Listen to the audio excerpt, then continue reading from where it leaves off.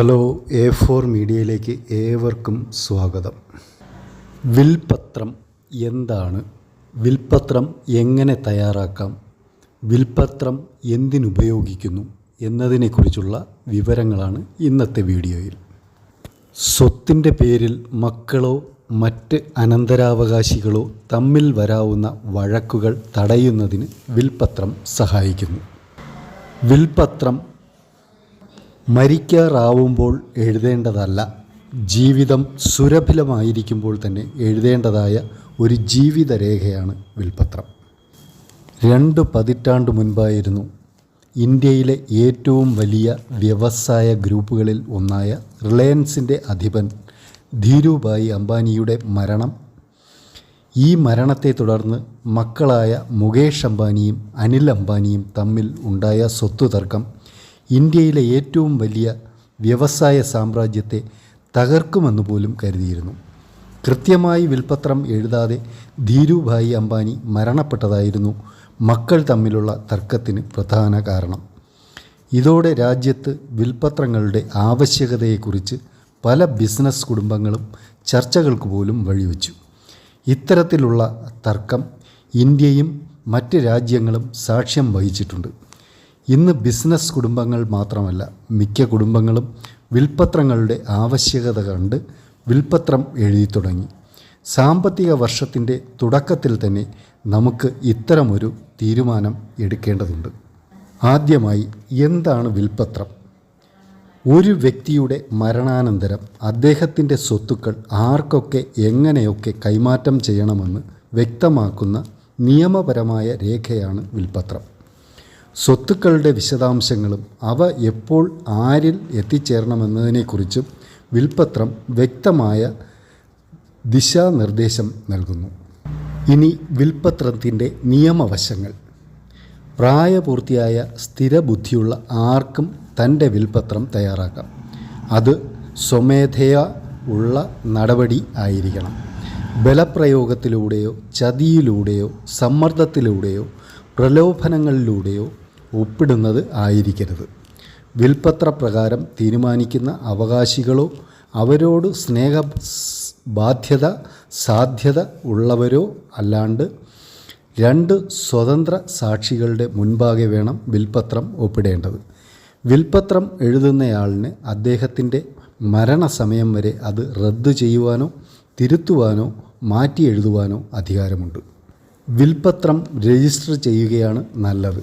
Register ചെയ്തിട്ടില്ല എങ്കിലും നിയമപരമായ സാധ്യതയ്ക്ക് കുറവൊന്നും വരില്ല. എങ്കിലും രജിസ്റ്റർ ചെയ്യുന്നത് കൂടുതൽ സഹായകരവും അഭികാമ്യവുമായിരിക്കും. രജിസ്ട്രേഷൻ മരണപത്രകാരൻ അത് എഴുതി പിടിപ്പിക്കുന്ന സമയത്ത് തന്നെ ചെയ്യേണ്ടതാണ്.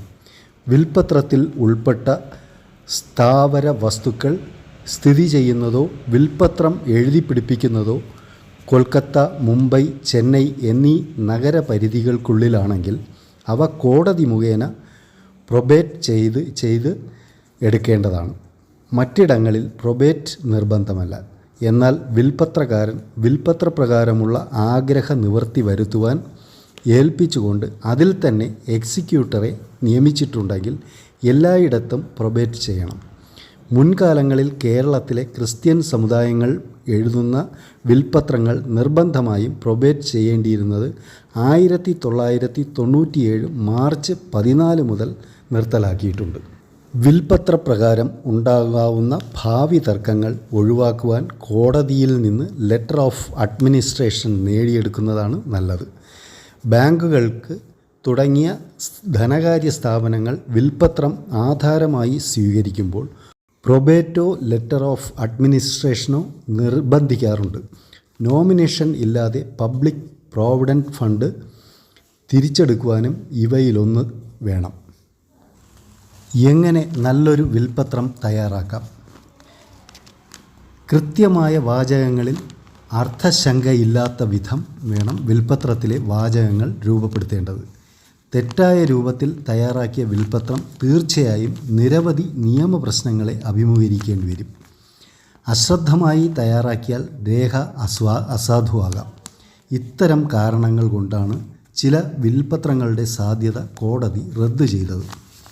നല്ല നിയമ പരിജ്ഞാനമുള്ളതും പരിചയസമ്പന്നരുമായ അഭിഭാഷകർ വേണം ഔസ്യത്ത് എഴുതിയുണ്ടാക്കാൻ.